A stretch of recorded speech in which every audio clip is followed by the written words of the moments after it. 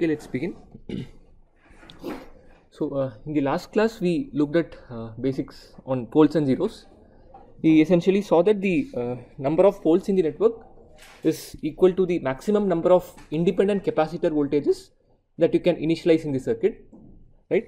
And similarly we saw how zeros also come about, and as we saw, typically if the output voltage is obtained as sum of multiple voltages with different phase shifts, or if you have a case where multiple currents with different phase shifts get added, that can give rise to a zero. And we also saw a technique to detect the presence of a zero. The idea was you take one capacitor at a time in the circuit, tend it to infinity, and see what happens to the output. If for any of these cases the output is non-zero, you definitely have 1 0. You can extend for 2 zeros. For 2 zeros, you take two capacitors at a time, tend both of them simultaneously to infinity, and see if the output becomes non-zero.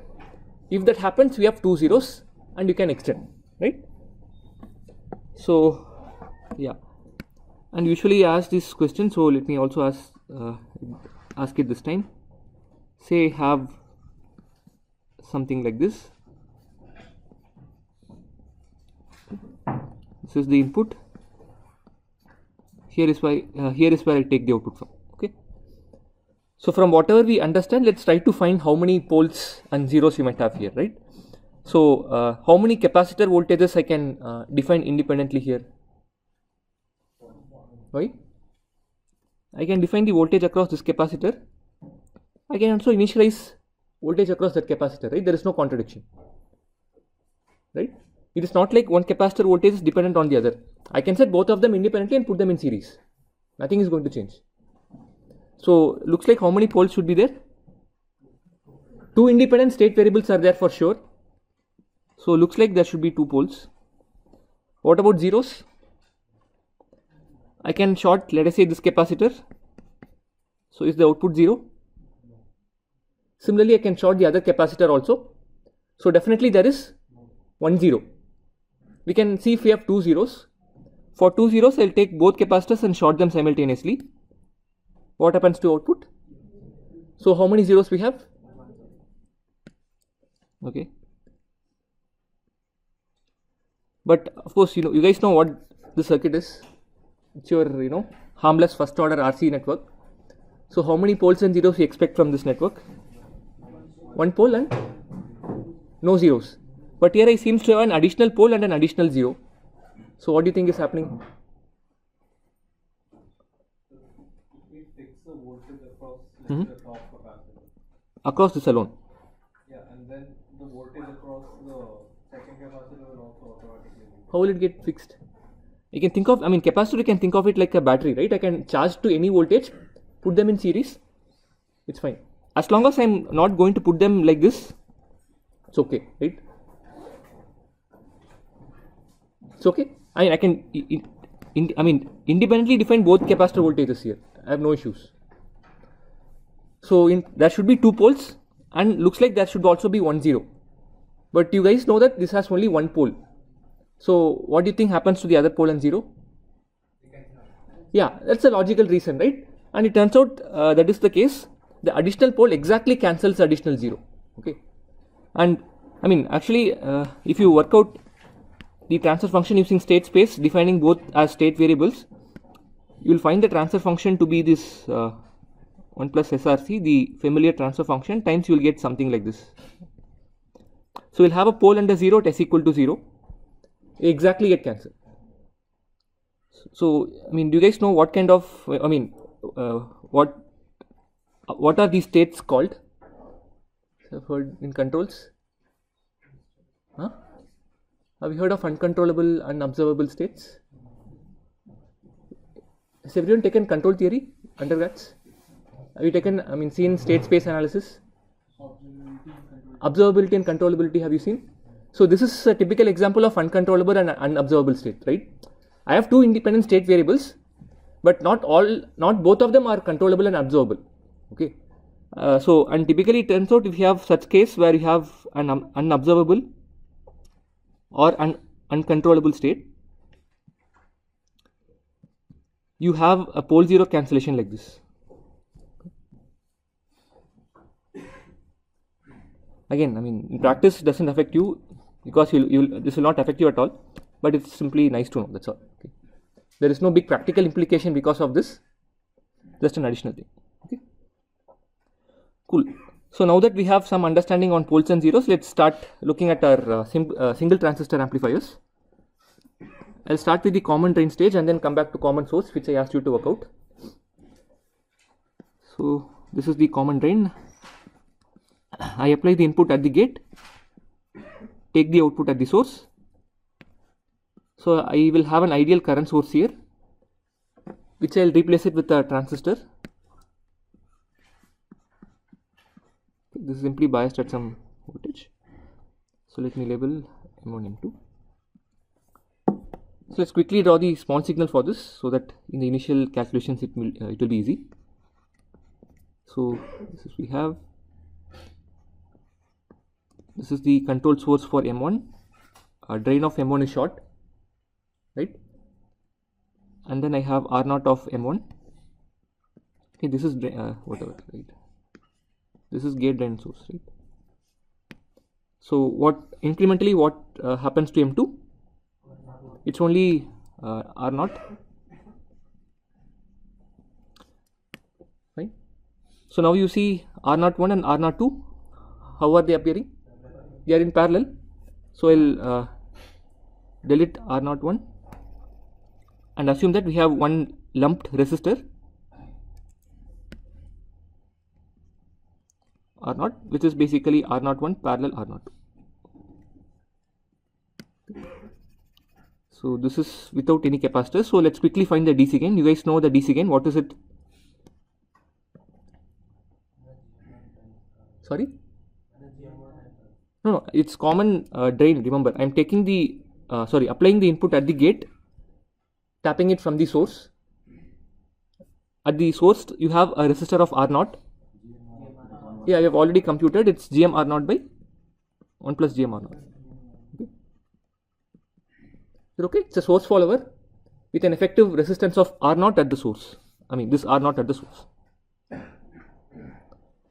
So that's just the DC gain. Now let's start to add all parasitic capacitors. So again, you see that we have essentially have only two nodes in the network. So any parasitic capacitors you will have, I can lump it like this: one capacitor from that node to ground, one capacitor from the second node to ground, and you will have one capacitor between them, right? You can work out what each one is. I mean, I know that I'll let you. I mean, that I'll let you to do. What parasitic capacitor contributes to each of these? Okay, but this capacitor is essentially put across voltage source. Do you think that is relevant? No, right? It's a voltage source. Whatever you put it across it, it's going to maintain that voltage. So I don't have to consider it.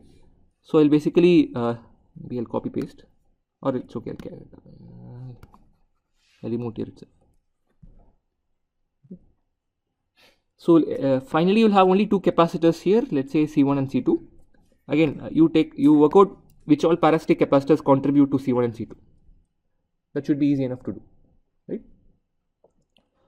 Cool. So first, let's see how many poles and zeros we will have. Let me copy this.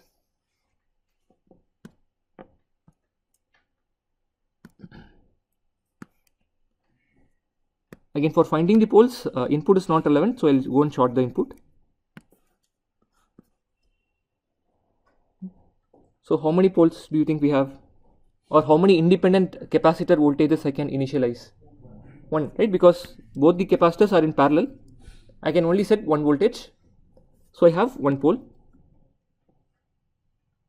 Okay, just give me a second. Okay, and what is that pole location? It's basically, I mean, it's a first order RC network. It's 1 by time constant, that is the pole. What is the total capacitance we have? C1 plus C2. Let me write it here. So I have C1 plus C2. Next, I just have to find the total resistance looking there. So what is the total resistance connected from this node to ground? I have R0. and something else in parallel. Let's quickly see. What is the value of this current source? It is GM1 times VGS. What is the gate voltage? Gate is incrementally short, okay, and if this is the output, minus GM1 V out, okay. So which means I can change the sign and then say that it is flowing up, right. So what is the resistance now? Yeah, so this is equivalent to a resistance of 1 by G, okay. So what is the total resistance I have? 1 by Gm parallel R naught. So I will write it in terms of conductances. So it's G naught plus Gm1, where G naught is basically 1 by R naught. Okay. So pole is simple. So this time let's look at 0.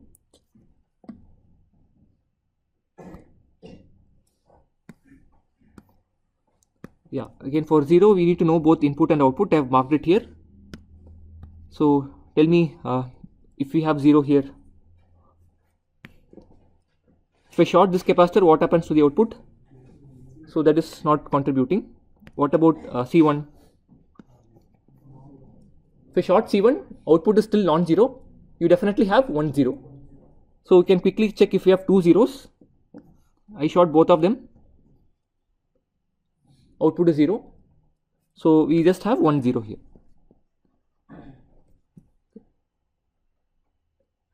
And again, physically you try to understand how that 0 comes about, right? So do you think we have a case where output is either sum of different voltages or different currents?